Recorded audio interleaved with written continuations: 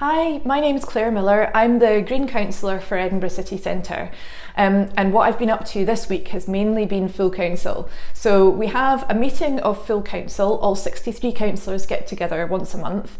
And this month I had two motions which I managed to get agreed at full council. One was to adopt the tree charter put forward by the Woodland Trust, and the other was to agree that we would have a review of events and attractions in our public parks and green spaces. Now that second one was important to me because I've been dealing with a lot of casework over the last month related to the Christmas market being built up again in East Princes Street Gardens, and the effect that commercial events and Christmas events have on our parks and green spaces. There's lots of people who've been in touch with me, not just recently but over the years, to tell me that they are worried about the effect on our trees that these events are having, the fact that the tree health is impacted when heavy events are built up, and the restoration of the parks that has to happen afterwards. So what I'm hoping is that we have basically opened the debate by putting forward this motion.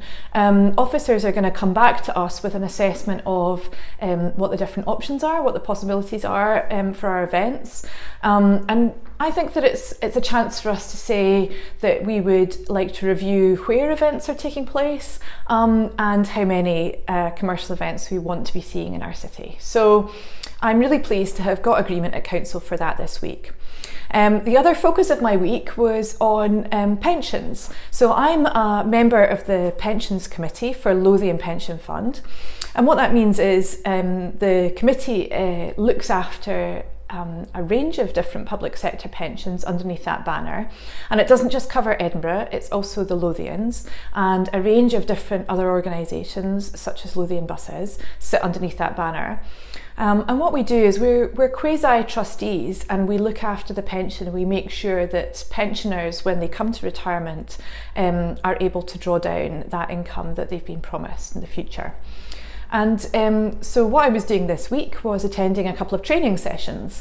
I attended an internal training session on Monday where I met up with other members of the committee and the pensions board, not only in Edinburgh but also Fife and Falkirk, and we learned about various investment topics from internal speakers who were advising us.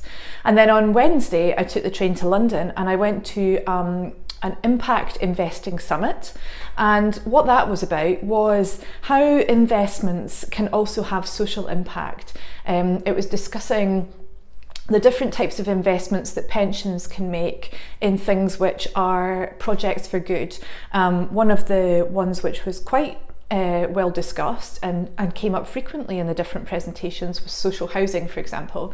How the capital that's locked up in pensions can be used to address our housing crisis and make affordable social homes for people in the country.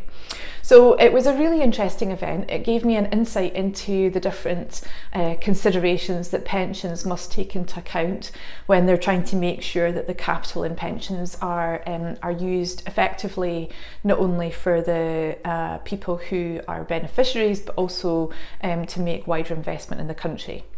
And then today, the reason that I'm wearing my green hoodie just now while I'm making this video is I was out this morning with local volunteers from the Greens out and about door knocking in the Old Town.